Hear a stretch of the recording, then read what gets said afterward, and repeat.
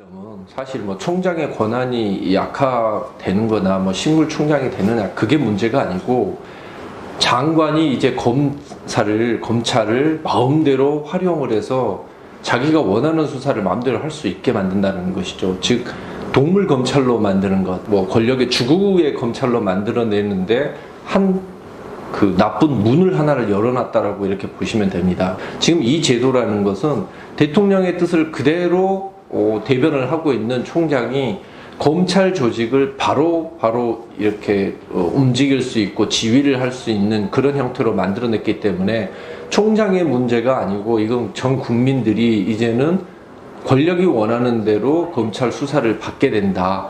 그런 정말 잘못된 그런 선례를 지금 만들어 나가고 있는 겁니다. 원래 우리나라 경찰은 전 세계에 유례가 없을 정도로 강한 기구입니다.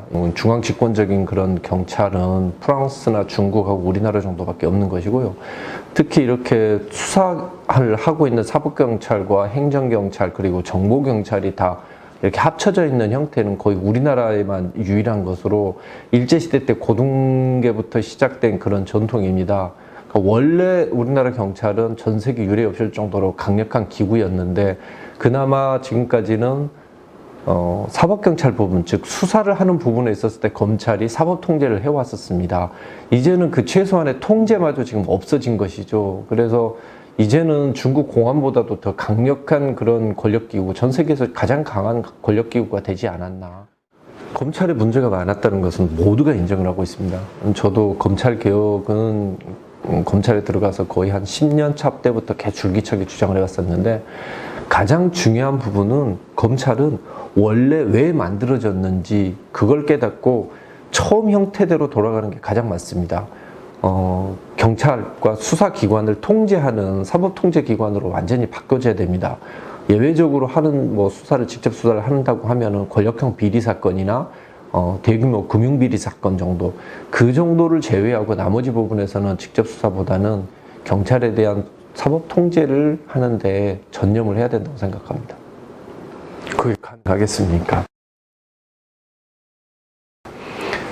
살아있는 권력에 대해서 수사를 했다는 이유만 가지고 지금 현역 검사장도 폭력적으로 이렇게 압수수색을 당하고 있는 상황이고 수사심의위원회에서 수사가 정당하지 않다라고 이야기를 해도 수사가 강제되고 있는 이런 상황입니다. 그런 상황에서 어떤 검찰이, 어떤 검사가 감히 무서워서 지금 살아있는 권력에 대한 수사를 할 수 있겠습니까? 그 수사를 하게 되면 자기도 소파를 누군가 넘어와서 밀치고 넘어뜨리고 휴대폰을 훔쳐가고 가져가서 비밀번호를 바꾸고 그런 짓을 하겠죠. 그런 일을 당하면서까지 수사가 이루어질 수 있다라고 생각하는 것은 그건 오산이라고 생각합니다. 불가능할 거예요.